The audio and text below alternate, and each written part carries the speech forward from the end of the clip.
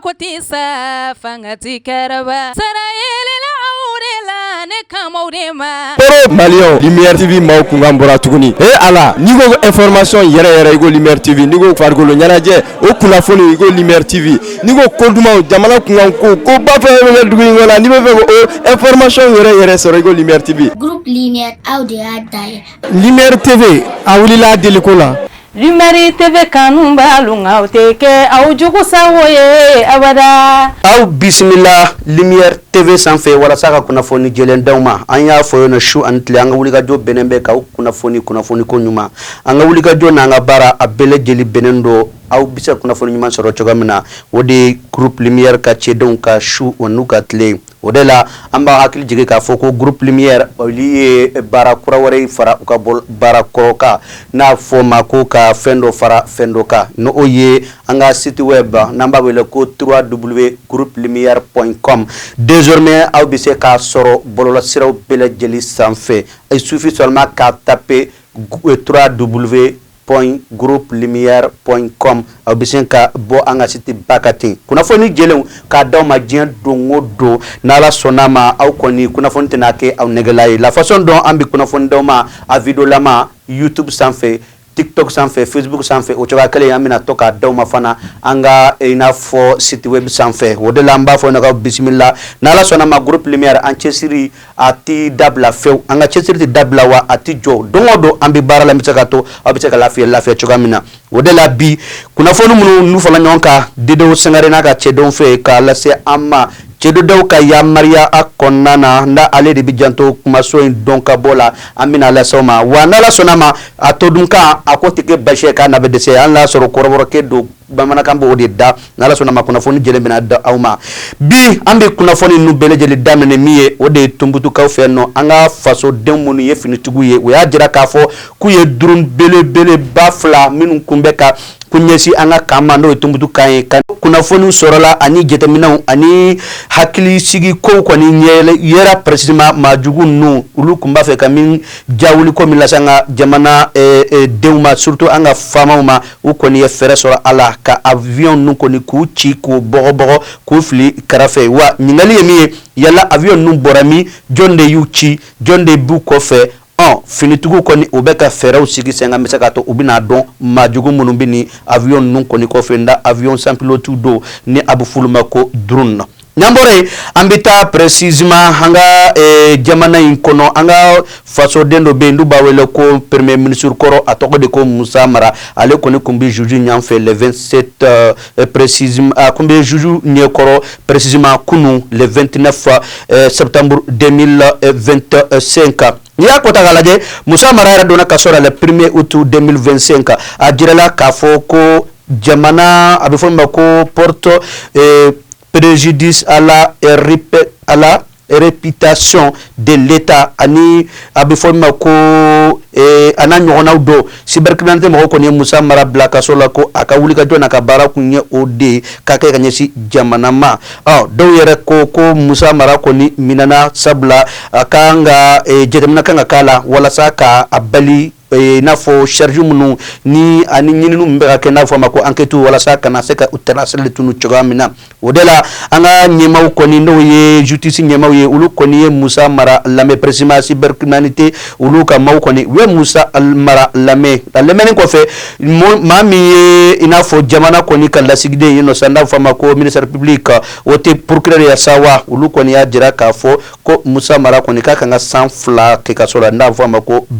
kalo 24 wa jirala k'a fɔ ko maa dɔw fana bɛ yen nɔ sa o de ye ministère public ye sa wa o kɔni partie civile plutôt n'a bɛ fɔ a ma ko partie civile o fana y'a jira k'a fɔ ko Musa Mara kan ka franc symbolique kɔni ko o sara n'a bɛ fɔ a ma ko dommage d'intérêt o fana kɔfɛ Musa Mara kɔni a ka kunnafoni kɔni ka bɔ justice yɔrɔ n'Ala sɔnna ma a bɛɛ bɛna d'a ma o tulo kan le 27 octobre 2025 natɔ la n'Ala ka jɛ n'an bɔra yen an bɛ taa a bɛ fɔ min ma ko tension diplomatique entre l'Algérie et Bamako o tɛ Mali ba ya wa n'i y'a ta k'a lajɛ an ka faso ba Mali ba olu kɔni y'a jira k'a fɔ ko u ka drone belebeleba dɔ kɔni n'o kun bɛ ka surveillance kɛ min bɛ se k'a to maajugu olu kana se ka tiɲɛni lase Mali ma u kɔni y'a jira k'a fɔ ko Algérie koni kunya aci don bado min kɛra an ka jamana in kɔnɔ kɔrɔnfɔla fɛ o y'a sɔrɔ dɔrɔn k'a kɔni kun bɛ ka surveillance de kɛ précisément ka ɲɛsin majugu ko o baliw ka cɛni kɔni do an ka faso ba Maliba kun Algérie ale farala jugu ka an ka duruni kɔni ka gɛlɛya ta ka ɲɛsin an ka duruni ma wa jirala k'a fɔ Algérie kɔni ale ka nin wulikajɔ min na kɛra filɛ nin ka ɲɛsin Mali duruni ma ko faso ba Maliba ɲɛmaw kɔni u ye plainte do Algérie contre la ka jira k'a fɔ ko Algérie ka taa nin kuma in ɲɛfɔ précisément a bɛ fɔ cour international de justice o ɲɛkɔrɔ Algérie ka ma sɔn fewu ka kunnafoni kɔni di nin cour belebeleba in ma min bɛ se ka to kow ka ɲɛɲini kow ka ɲɛdɔn mais jateminɛw y'a jira k'a fɔ ko Algérie ko a kɛlen bɛ ka kɛ maa ye maa min ni a ye waleɲuman dɔn kɔni k'o bila kɛrɛfɛ sabula Mali de Algérie dɛmɛ walasa k'a ka indépendance kɔni sɔrɔ ka bɔ Faransi bolo wa an ka ministre ɲɛma n'o ye général de division Abdoulaye Maiga ale kumana o ni ɲɛma ka jira Algérie ko minnu kɛ minnu ma bɛn wa a y'a jira fana ko o ni mɔgɔw k'u ka jɔ u jɔyɔrɔ la ko in bɛ se ka to gɛlɛya kɔni bɛ se ka bɔ yen mais nin bɛɛ lajɛlen kɔfɛ Algérie ka ministre affaires étrangères kɔni nana kuma a ye kalo kan caman fɔ an ka maa min tɔgɔ ye ko Issa Konfuru ale kɔni n'a ambassadeur ye représentant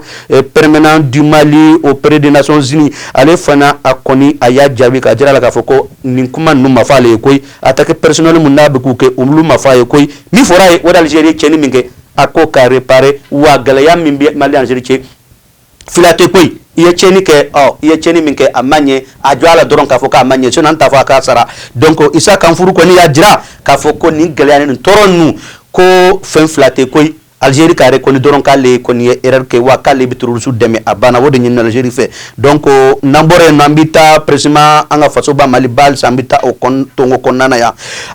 Niger président n'o tɔgɔ ye ko général d'armée Abdraman Tiani ale kɔni kun bɛ Bamako yan ale n'an ka ɲɛmaa n'o ye général d'armée Assimi Goïta u ye ɲɔgɔn ye ka hakilina falen kɛ hali n'a sɔrɔ an ka ɲɛmaa n'o ye général d'armée Assimi Goïta ale fana de ye AES ɲɛmɔgɔba ye u kɔni ye ɲɔgɔn ye ka sigi ka kuma ɲɛŋo ka ɲɛfɔ ɲɔgɔn ye o fana kɔfɛ u ye u ka délégation mɔgɔw fana wele ka n'u ɲininka ko in bɛɛ kɛra olu fana ɲɛna ɲininkaliw kɛra baaraw kɛra wa baaraw ɲɛna wa Niger ɲɛma Abdraman Tiani nin waati na a bɛ a ka dugu la n'o ye ɲama ye a n'a ka baara kɛ ɲɔgɔn kɔni b'a la k'a lajɛ Niger bɛ se ka taa ɲɛ cogo min na wa Mali ɲɛma fana ale n'a ka maaw kɔni bɛ ɲɔgɔn yɛlɛ an bɛ se k'a to Mali ani Niger olu bɛ se ka tigɛ di ɲɔgɔn ma a ka do ka fara AES ko yɛrɛ sinsinli bɛrɛ kan n'an bɔra yen an bɛ taa diɲɛ kurukara kɔnɔna na an b'a daminɛ Burkina Faso kaw fɛ yen nɔ hali n'a y'a sɔrɔ Burkina yɛrɛ AES jamanaba dɔ ye Burkina Faso u ka ɲɛmaaba n'o ye capitaine Ibrahim Traoré a y'a jira k'a fɔ ko tiɲɛ don Côte d'Ivoire ale ka maaw do kɔni kun minana an ka jamana kɔnɔ ni maa wɔɔrɔ dɔ mɔgɔ minnu ye fonctionnaire ye sigasɛgɛliw kɔni bɛ ka kɛ min bɛ se ka to kow bɛ ɲɛdɔn u taara ko min kɛ Burkina Faso jamana kan wa a ye nin kunnafoni kɔni di kunnafonidilaw ɲɛ kɔrɔ le 28 septembre 2025 dimanche tɛmɛnen a y'a jira k'a fɔ ko vraiment ko Ivoirien ka nin maa ninnu kɔni k'u kɔni tiɲɛ yɛrɛ la u minɛna Burkina koyi sabula u nana fɛn min kɛ Burkina olu kɔni t'a dɔn mais dugu min wele ko Dara ko ni maa ninnu kɔni u minɛna mais u ma minɛ précisément Côte d'Ivoire jamana ka de u minɛna Burkina territoire de kan a ye nin kuma in fɔ o y'a sɔrɔ Côte d'Ivoire olu ka presse ma u kɔni kun y'a jira k'a fɔ ko ninnu kɔni minɛna Côte d'Ivoire ni Burkina ni ɲɔgɔn cɛ wa dugu min bɛ wele ko Dara k'u minɛna yen nɔ de wa k'u kun bɛ fɛn min na o de ye émission d'identification des réfugiés près des frontières burkinabé mais Burkina président kɔni y'a jira k'a fɔ k'u minɛna Burkina de koyi donc nin ko in kɔni an b'a ɲini Ala fɛ Ala ka sumaya ko dɔ a ko la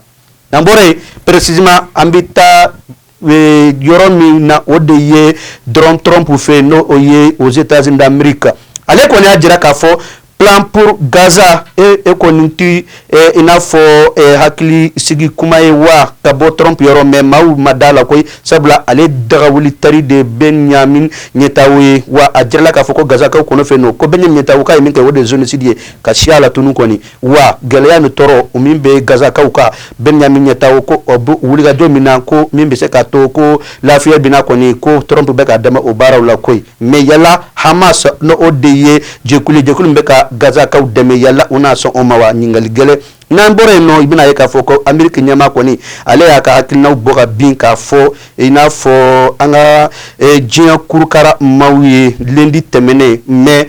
kunnafoniw minnu bɛ bɔ kunnafonidilaw yɔrɔ ani ɲininkaliw torompe kɔni y'a ka minɛnw cɛ a ma sɔn ka u jaabi ni ne ye kunnafoni ye kunnafoni min ni Amadu Sala Ture y'u lase bamanankan na aw ma aw bɛ hakɛto ɲinikaw fɛ yen ni a kumaw ma ɲɛ wati groupe lumière rédaction ka kuma ye koyi wa Amadu Sala Ture ka fili ye donc n'ala sɔnna ma sini an ni aw ɲɔgɔn sara an bɛ se ka to kunnafoni ma lase o ma maa min tɛgɛ bɛ caméra la sisan o de ye Cɛdo Dawu ka taa fara Dedo Sangare kan wa an ka foli bɛ se an ka partenaire ma n'o y'an dɛmɛbaaw ye Fatumata Ɲani Batuli musow ba denmisɛnninw ba maakɔrɔw ba cɛw ba ale kɔni an b'a fɔ Tolisi groupe kɔnɔna na a n'a dɔgɔnin Madame Ture Binta Ɲani ka tila ka groupe Tolisi maa bɛɛ fɔ ka tila ka foli natɔni k'a lase Mamutu Tarawele yɛlɛ électronique an b'a fɔ Shinkaw fɛ nin waati in na sigilen bɛ Chine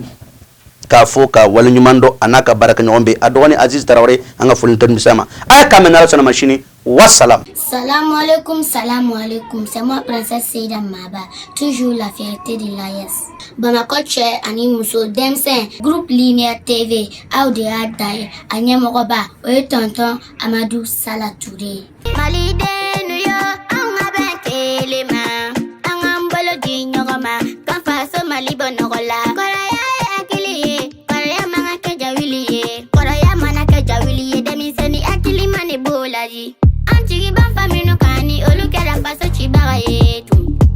o b'anw sira anw denmisɛnw jigi bi tiɲɛ komi ti kɛ komi ti fɔ komi ti ye tiɲɛ kɔnɔ anw bi ko bɛɛ danni ye bi anw ka Maliba in kɔnɔ. Europe Malien Lumière TV maaw kunkan bɔra tuguni ala ni ko information yɛrɛ i ko Lumière TV ni ko farikolo ɲɛnajɛ o kunnafoni i ko Lumière TV ni ko kodumaw jamana kunkan ko ba fɛ bɛ dugu in kɔnɔ ni bɛ fɛ ko balimakɛw n balimamuso électrominɛn de jɔrɔ bi aw la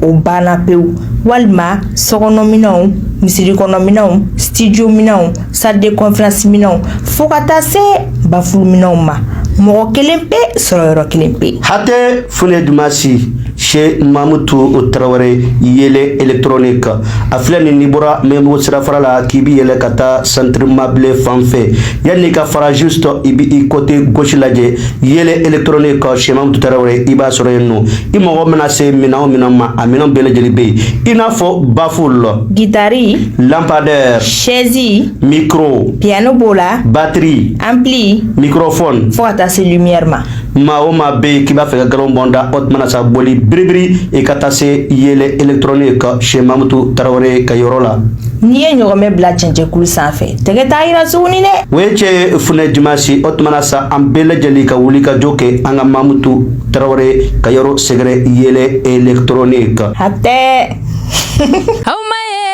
Lumière TV ma koti sa fangati karaba sarayele la aurela ne kamaude ma Europe Malien Lumière TV maaw kunkan bɔra tuguni ala ni ko information yɛrɛ i ko Lumière TV ni ko farikolo ɲɛnajɛ o kunnafoni i ko Lumière TV ni ko kodumaw jamana kunkan ko ba fɛ bɛ dugu in kɔnɔ ni bɛ fɛ ko information yɛrɛ sɔrɔ i ko Lumière TV Groupe Lumière Audéa Daye. Lumière TV a wulila deliko la Lumière TV kanu b'alu nka o tɛ kɛ aw jugu sago ye abada.